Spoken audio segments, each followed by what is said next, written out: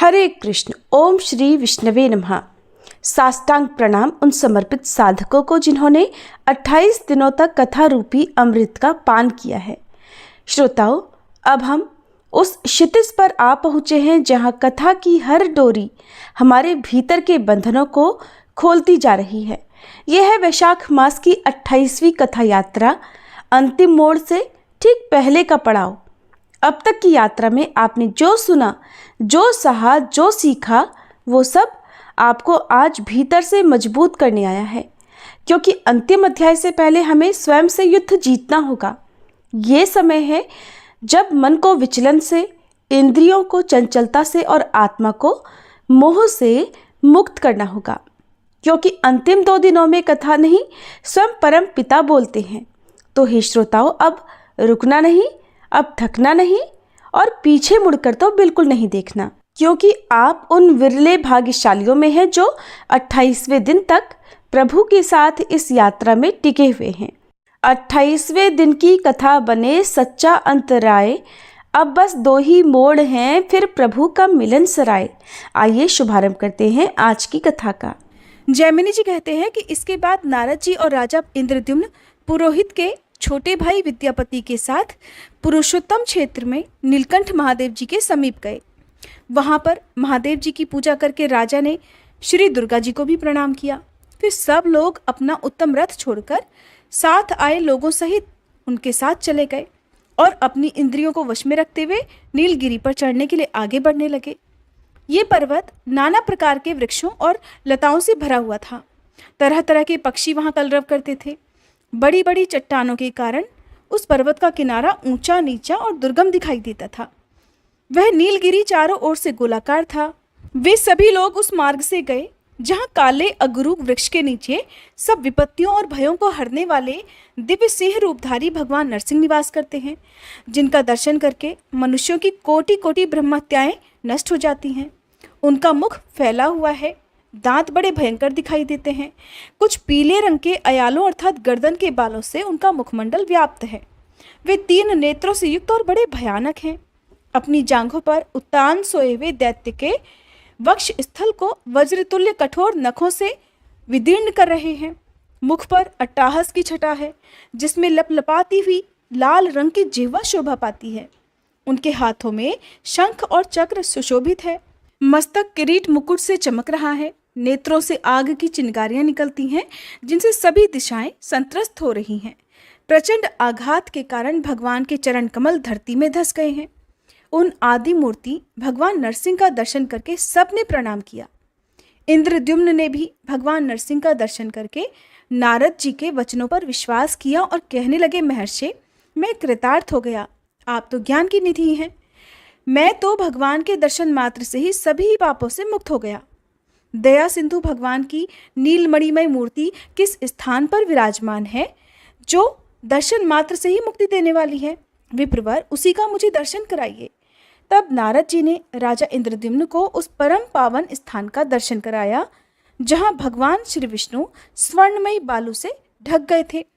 मुनि ने वहां ले जाकर राजा से कहा, नारायण नारायण राजन, इस 2 योजन ऊंचे और 1 योजन फैले हुए वट वृक्ष को तो देखो। ये प्रलय काल में भी स्थिर रहता है और मनुष्यों को मोक्ष प्रदान करने वाला है। इसकी छाया में जाने से ही मनुष्य पापों से मुक्त हो जाता है। इसकी जड़ में प्राण त्यागने वाला मनुष्य मोक्ष को प्राप्त होता है। फिर जो इसकी पूजा और स्तुति करता है उसके लिए तो कहना ही क्या है। इसके मूल भाग से पश्चिम और नरसिंह जी से उत्तर भगवान नीलमाधव विराजमान थे। वे ही आप पर अनुग्रह करने के लिए अब 4 स्वरूपों में यहाँ प्रकट होंगे। जैसे श्वेत द्वीप के भीतर भगवान का अपना धाम है, ठीक उसी प्रकार जम्बू द्वीप के अंतर्गत यह पुरुषोत्तम क्षेत्र ही भगवान का अपना धाम है।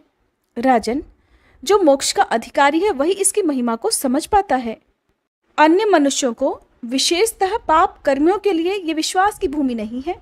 भगवान जगन्नाथ का अंतर्ध्यान होना या छिप जाना किसी विशेष कारण से होता है, परंतु वे साधु पुरुषों पर कृपा करने के लिए प्रत्येक युग में प्रकट होते ही रहते हैं।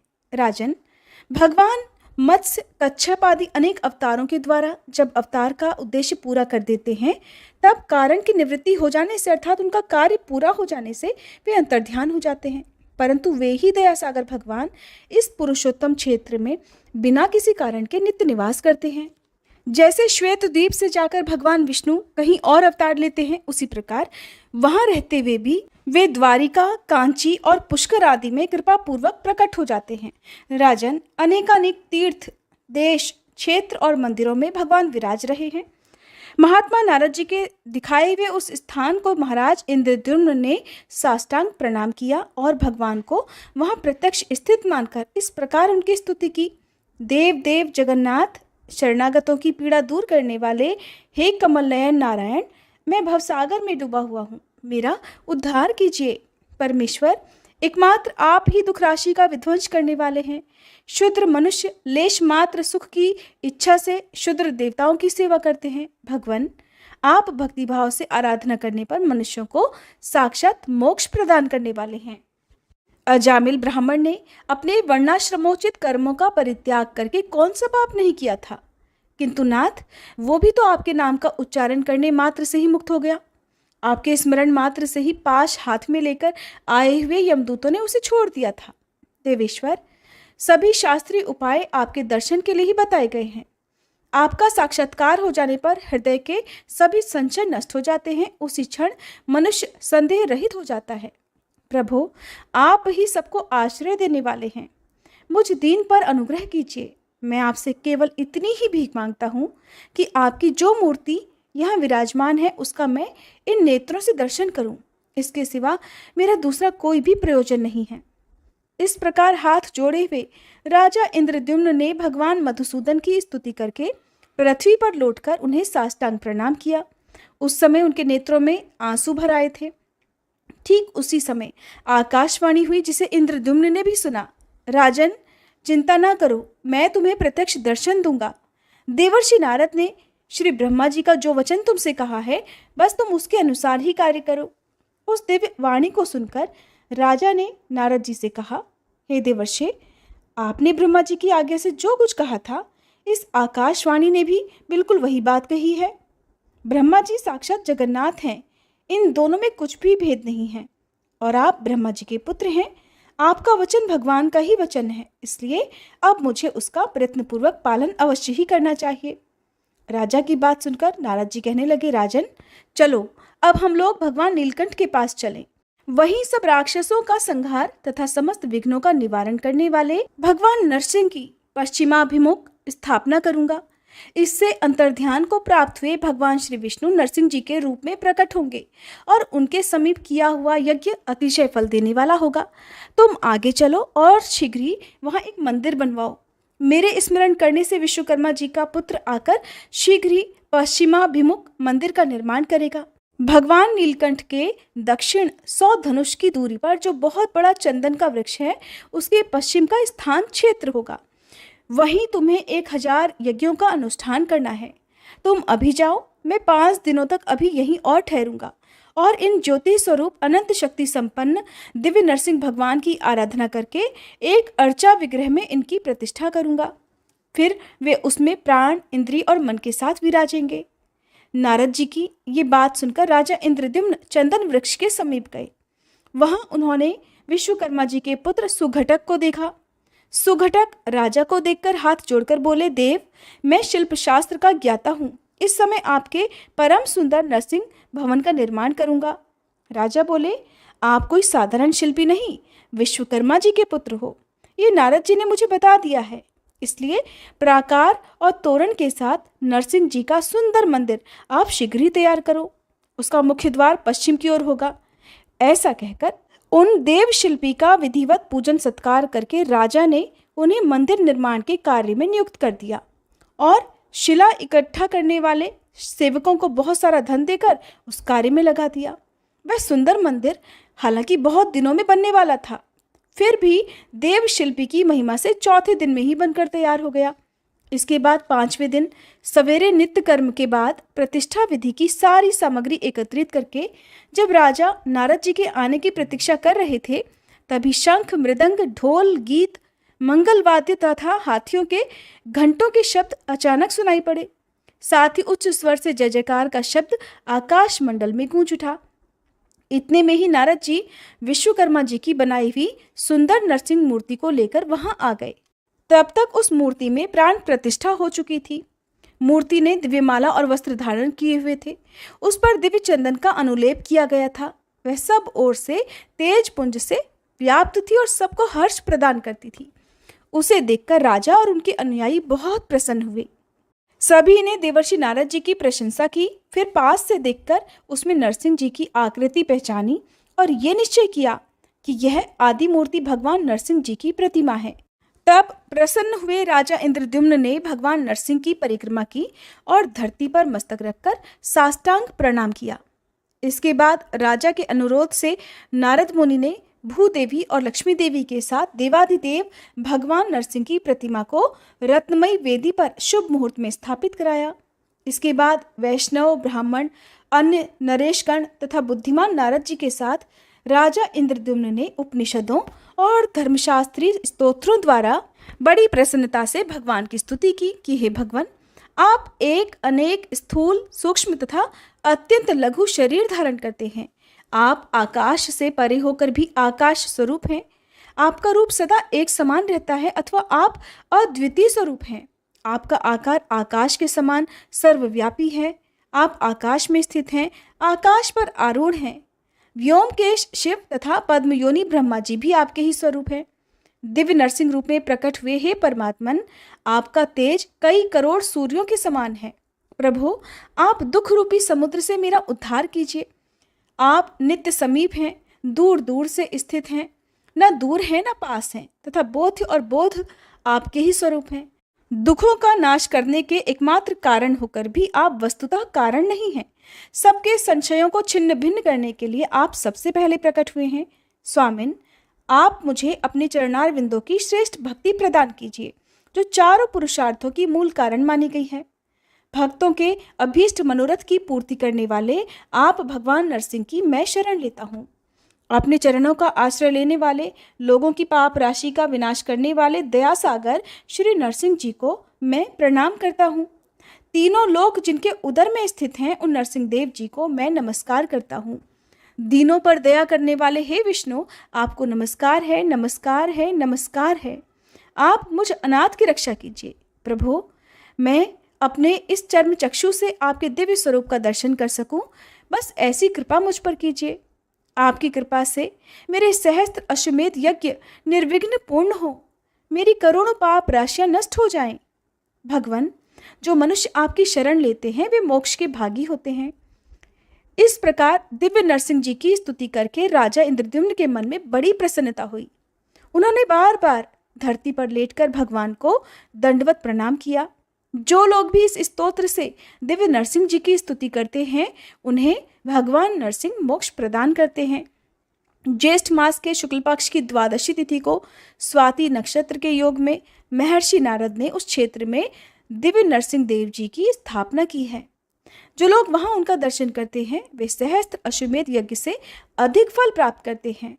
जो पंचामृत, दूध, नारियल के रस अथवा सुगंधित जल से भगवान नरसिंह को स्नान कराते, खीर आदि उपचार समर्पित करके पूजा करते, जवा कुसुम की माला, चंदन, धूप, दीप और तांबूल चढ़ाकर स्तुति पाठ, जय जयकार, परिक्रमा, प्रणाम तथा दान से नरसिंह जी को संतुष्ट करते हैं, वे ब्रह्मलोक को प्राप्त होते हैं। विशाख की चतुर्दशी को शनिवार के दिन स्वाति नक्षत्र में प्रदोष काल के समय भगवान नरसिंह का आदि अवतार हुआ है। उस तिथि को विधि पूर्वक नरसिंह जी की पूजा करके मनुष्य अपने करोड़ों जन्मों के संचित पाप राशि को तुरंत ही भस्म कर देता है। जो भगवान नरसिंह का दर्शन, स्पर्श, नमस्कार, भक्ति पूर्वक दंडवत तथा स्तुति करता है, वह सब पापों से मुक्त हो जाता है। मुनियों ने पूछा, हे महर्षि, उस क्षेत्र में भगवान नरसिंह जी के स्थापित हो जाने पर फिर राजा इंद्रद्युम्न ने क्या किया, हम ये भी जानना चाहते हैं। जैमिनी जी बोले, राजा ने सबसे पहले इंद्र आदि देवताओं का आह्वान किया। 6 अंग, पद और क्रम सहित चारों वेदों के विद्वान सहस्त्रों ऋषियों और ब्राह्मणों को निमंत्रित किया। जो यज्ञ विद्या में कुशल और मीमांसा शास्त्र में परिनिष्ठित थे, सदाचारी, शुद्ध कुलीन और सत्यवादी वैष्णवों को भी आदरपूर्वक निमंत्रित किया। राजा का सभा भवन पत्थर का बना हुआ था। उसकी ऊंचाई बहुत अधिक थी और वह चूने से लिपा गया था। उसका विस्तार 2 कोस का था। उसमें नीचे की भूमि कहीं रत्नों से मढ़ी गई थी तो कहीं सोने से, और कहीं स्फटिक मणि से तो कहीं चांदी से। उस भवन के चारों ओर सुखपूर्वक उतरने के लिए सैकड़ों सीढ़ियां बनी हुई थी। शुभ दिन और शुभ नक्षत्र में सब सभासदों की बैठक बुलाकर राजा ने सबको यथायोग्य आसन दिया। जब सभी लोग अपने अपने स्थान पर विराजमान हो गए, सुखपूर्वक बैठ गए, तब राजा ने अपने पुरोहित के साथ उपस्थित होकर देवताओं, ऋषियों तथा राजाओं के बीच में रत्न सिंहासन पर बैठे हुए शचीपति इंद्र का दिव्य माला, चंदन, वस्त्र और आसन आदि के द्वारा सबसे पहले पूजन किया। इसके बाद वैष्णवों की पूजा की। फिर नारद जी और पुरोहित सहित उन्होंने इंद्र से कहा, हे देवेश्वर, मैं अश्वमेध यज्ञ द्वारा यज्ञ पुरुष भगवान श्री विष्णु का पूजन करूंगा। आप कृपया मुझे इसके लिए आज्ञा दें, और जब तक सहस्त्र यज्ञ पूर्ण ना हो जाएं, तब तक देवताओं सहित आप इस सभा भवन में निवास करें। आपने पहले यहाँ जिन शरीरधारी नीलमाधव का दर्शन किया है, वे बालुका राशि में छिप गए हैं। उनके पुनः प्रकाश में आने पर आप लोगों का भी कल्याण होगा, इसलिए मेरा सारा ये प्रयास है। राजा के इस प्रकार सूचित करने पर इंद्र आदि देवताओं ने कहा, इंद्रद्युम्न, तुम सचमुच महात्मा हो। तुमने इस पृथ्वी पर सत्यव्रत का पालन किया है। हमने पहले से ही तुम्हारे भविष्य कार्यक्रम को जान लिया है। तुम्हारा ये कार्य तीनों लोकों को पवित्र करने वाला है। हम इसमें तुम्हारे सहायक होंगे। तुम भक्तवत्सल भगवान विष्णु का सहस्त्र अश्वमेध यज्ञों द्वारा सुखपूर्वक पूजन करो। इसके बाद राजा ने यज्ञ के आरंभ के लिए भगवान का पूजन किया। भगवान विष्णु को सभा भवन में इष्ट देव के स्थान पर बिठाकर राजा अपनी पत्नी के साथ निश्चित लगन की प्रतीक्षा करने लगे। स्वस्ति वाचन हो जाने पर पुण्याह वाचन और आभ्युदयिक श्राद्ध संपन्न किया गया। उसके बाद सब सामग्री लेकर राजा ने ऋत्विजों का वरण किया। वरण हो जाने पर उन्होंने पत्नी सहित राजा को यज्ञ की दीक्षा दी। वेदी का संस्कार करके उस पर प्रज्वलित आहवनी अग्नि की स्थापना की गई। वह अग्नि साक्षात भगवान विष्णु का तेज है। फिर प्रोक्षण और अभिमंत्रण करके उत्तम लक्षणों वाले अश्व को छोड़ा गया। यज्ञ की दीक्षा लिए हुए राजा मौन होकर मृग चर्म पर बैठ गए। जब तक महायज्ञ का कार्य चलता रहा, तब तक सब मनुष्यों के लिए वहां 6 प्रकार के अन्न, पान आदि चतुर रसोइयों द्वारा तैयार किए जाते थे। उस यज्ञ में प्रतिदिन लोगों के सम्मान और आदर में वृद्धि होती थी। साथ ही प्रतिदिन नए नए भोज्य पदार्थ एक से एक बढ़कर प्रस्तुत किए जाते थे। वहां सर्वत्र प्रयास करके लोगों का आदर सम्मान किया जाता था और आग्रह पूर्वक भोजन भी कराया जाता था। वहां किसी को याचना नहीं करनी पड़ती थी। कोई भी खाली हाथ नहीं लौटता था।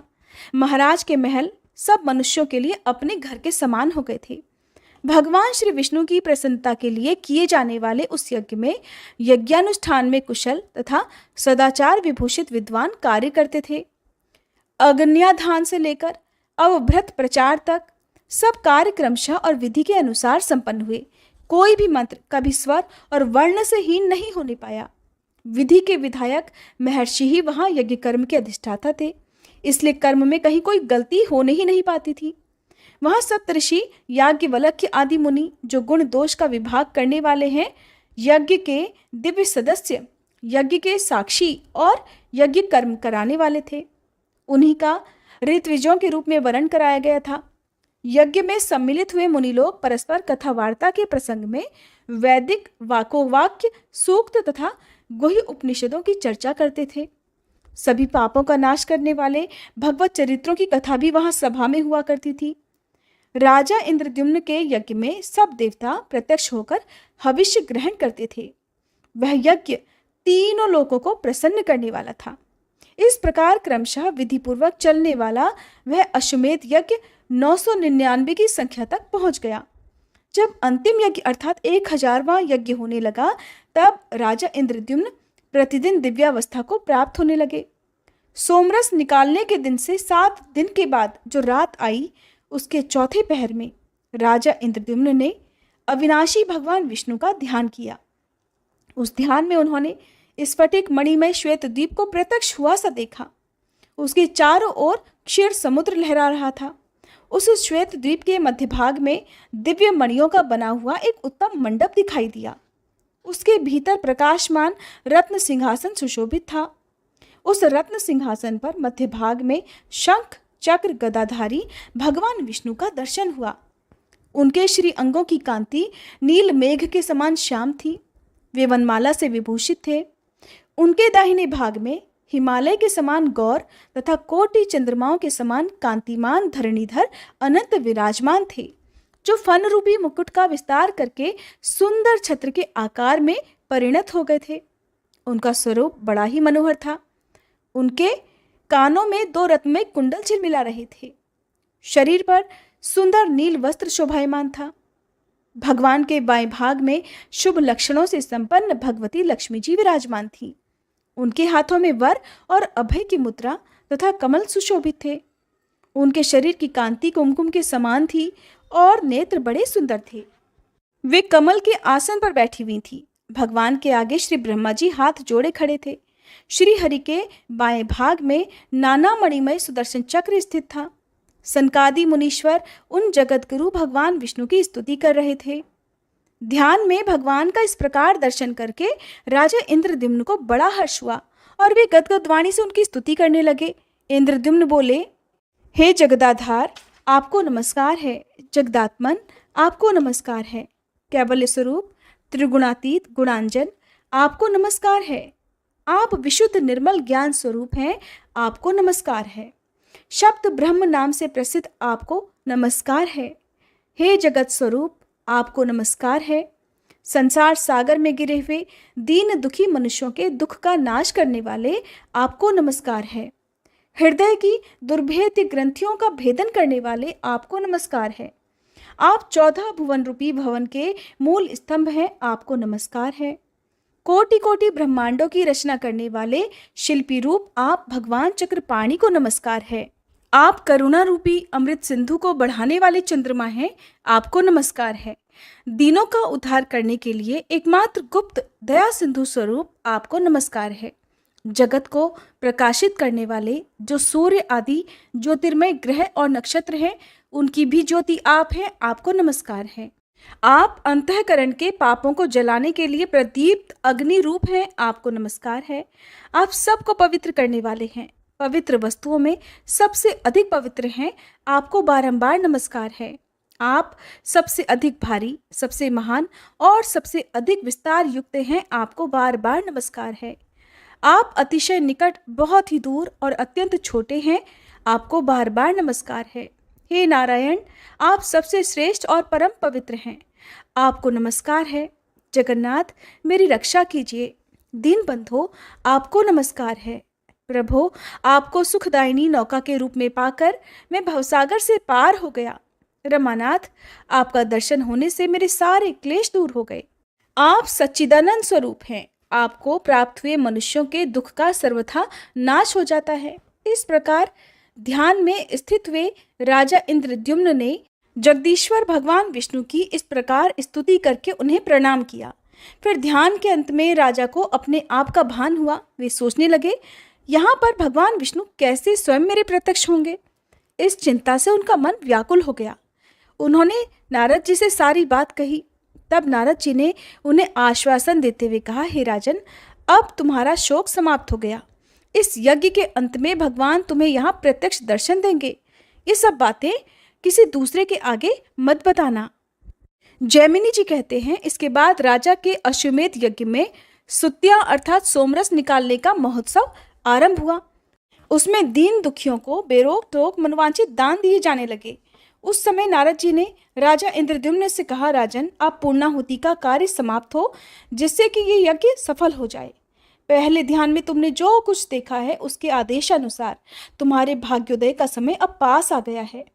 श्वेत द्वीप में जिन विश्वमूर्ति अविनाशी श्री विष्णु का तुमने दर्शन किया है, उनके शरीर से गिरा हुआ रोम वृक्ष भाव को प्राप्त हो जाता है।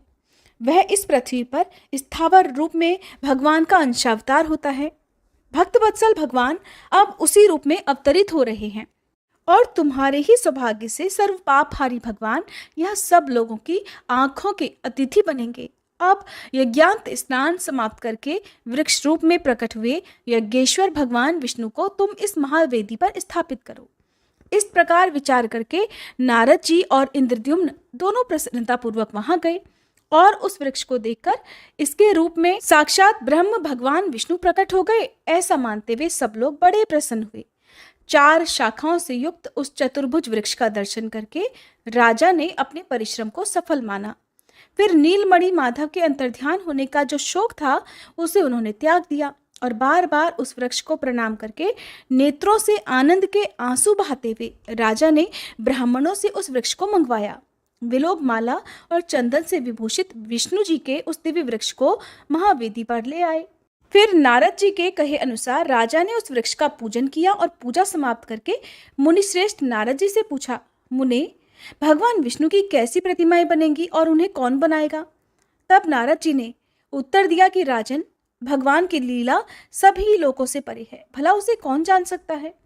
इस प्रकार बातचीत हो ही रही थी कि ऊपर से आकाशवाणी सुनाई दी, भगवान विष्णु अत्यंत गुप्त रखी हुई महावेदी पर स्वयं अवतरित होंगे।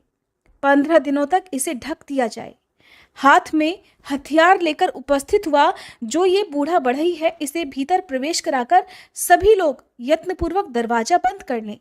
जब तक मूर्तियों की रचना हो तब तक बाहर बाजे बजते रहें, क्योंकि रचना का शब्द कान में पड़ने पर वह बहरा बना देने वाला है। कोई भी अंदर प्रवेश ना करे और ना कभी देखने का प्रयास करे, क्योंकि वहां काम करने वालों के अलावा जो भी देखेगा उसकी दोनों आंखें अंधी हो जाएंगी। इस आकाशवाणी के बाद आगे जो कुछ भी हुआ उसका वृतांत भक्तजनों आप सभी आने वाले अध्यायों में सुनिएगा। उम्मीद है ये वीडियो भी आपको पसंद आई होगी।